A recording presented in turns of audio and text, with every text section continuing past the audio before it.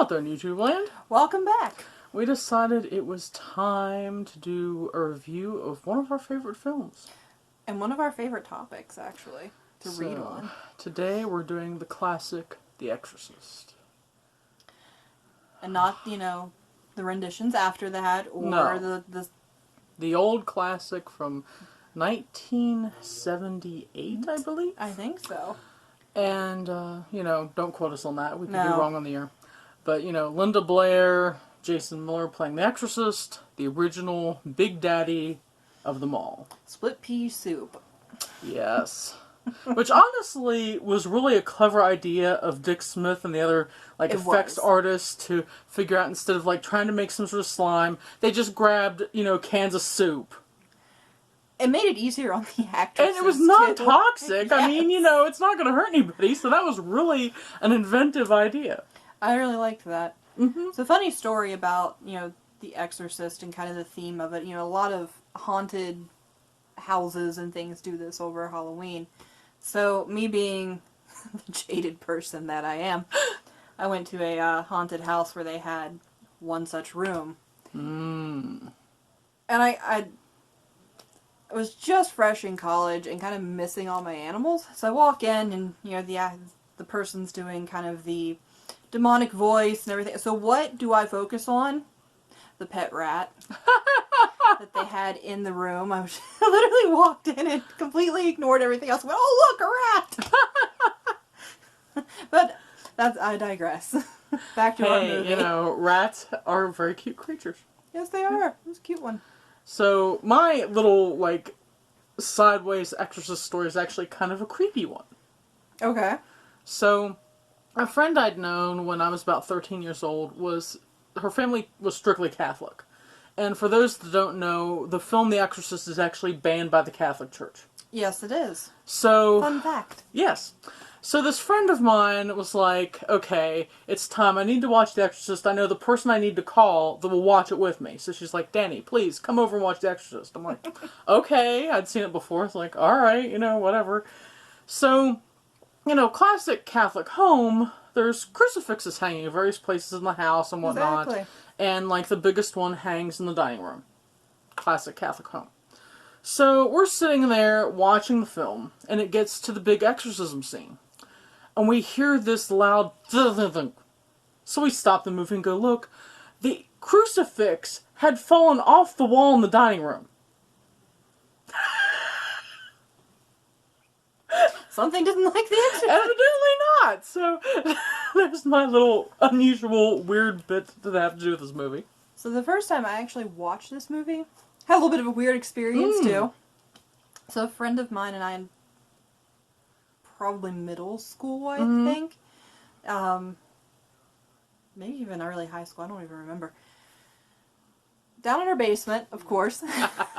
Lights off, because you can't do this any other way. Oh no, definitely not. So we watched the movie and we're fine with it. We, settled down. We had air mattresses, so we just kind of went to sleep. All night long, footsteps up and down the basement stairs. I mean, seriously, it woke us both up. Here we are, sleeping with full lights on eventually. Hearing footsteps going up and down her stairs. Dun dun dun. So, for those of you who have not seen this movie, it is actually based on a true story. You can Google the real information now. For many years it was hidden, but the author, William Friedkin, had seen an article in a newspaper around Washington, D.C., that talked about a real exorcism taking place with a young boy. And so he took that and decided he was going to write a novel about demonic possession and exorcism, and that's what became The Exorcist. He made the person a little girl instead of a little boy and changed a few features and stuff so people wouldn't automatically connect it with the real case, but of course, as time goes on, things get uncovered and so on and so forth. It is still the best book written about possession and exorcism. It is. And, you can tell Friedkin did an extensive amount of research. Coming from, my author's standpoint, writing about exorcism and possession, I know the amount of research I did But the fact that he did it first meant that he had to actually find people in the church willing to talk about it in order to get the information. Whereas now it's so much easier to get this type of information. Now you can kind of just, you can start Googling kind of the Catholic rites. You can Google other rites of exorcism because the Catholic rite is not the only one. No. And what I lucked out in is that a few years after the Exorcist film was produced, the priest that was the consultant for the film actually wrote a book on possession and exorcism. And so I was able to get a hold of a copy of the book and use that for a lot of my information on exorcism and possession, specifically detailing the Catholic Church. The book is actually pretty close to the film. There aren't like a whole lot of differences. There are some scenes that weren't in the original cut of the film that were later re-added back by the director. But at the time, it was not available. And really looking back at this movie for, the time that it was made, one, it was very advanced in kind of the creep factor. We'll call it the creep factor. Relying on kind of ambient noise and just things that if you were walking through your own house and heard, it would make you stop and say, okay, what exactly was that? Yes. And then added to that, you have the fact that, one, Linda Blair was an amazing actress, and she was like 12 years old when this movie was shot. Then you have the fact that they didn't skimp on details. Every single graphic, horrific thing you could think of, they included in this movie. Including, like, sexual things you don't want to think about. Just everything that would make you completely repulsed and understand that, demons equal evil. Evil is this horrific thing. No, there were no gray areas in this movie. Which is, refreshing. Yes. Sometimes, people can look at a situation and water it down. This one was not watered down in the least, and I think that is why it became really one of the best horror movies of its time, and still holds. Absolutely. A lot of people step into horror watching The Exorcist. Yes. And, added to that is the fact that the scenery used in the film has actually become, like, landmarks for people to go have pictures taken and things. Yeah. And so, to get an idea, back in the 70s, people were actually fainting in the theater, even though it was the 1970s, they'd been through war, all this other stuff. That's how badly this movie scared people.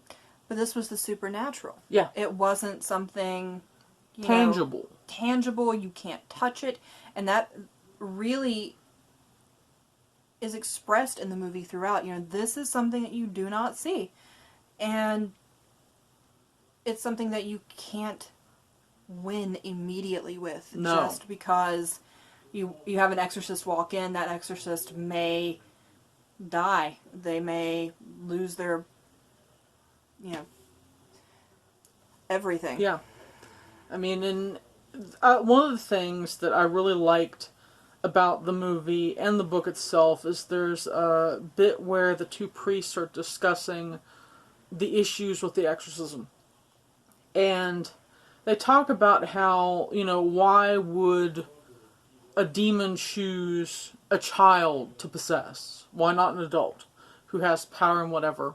And the priests put it like this, that the reason to possess a child is to reflect the ugliness in ourselves. Yep. You take something innocent and you make it foul, and that equals an expression of horror on the entire race. Exactly. So that was one of the things that really stuck with me about the movie and the book. If you haven't seen it, the short breakdown is that, an actress lives with her daughter in a house in Georgetown near D.C., or Georgetown's part of D.C. I can't remember exactly. Anyhow, Georgetown. And she's there on location while filming a film in D.C., and she and her husband are separated. So the little girl has like a nanny and that type of thing, normal thing you'd see with an actress. And just randomly, the little girl finds a Ouija board in the basement.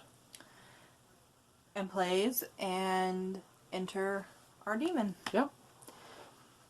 And we're not going to spoil the movie for those who have not seen it, because you got to watch it, because it is a classic. You know, it's just one of those... It's a good sit down with popcorn, one evening movies. Absolutely. So, let us know what your favorite Exorcist movie is. Because if we haven't seen it, we'd love to watch it, because we love exorcism movies. And you'll probably hear us talk about more and more with them as, you know, we go through the channel. So. Yep. So, till next time. Bye. Bye.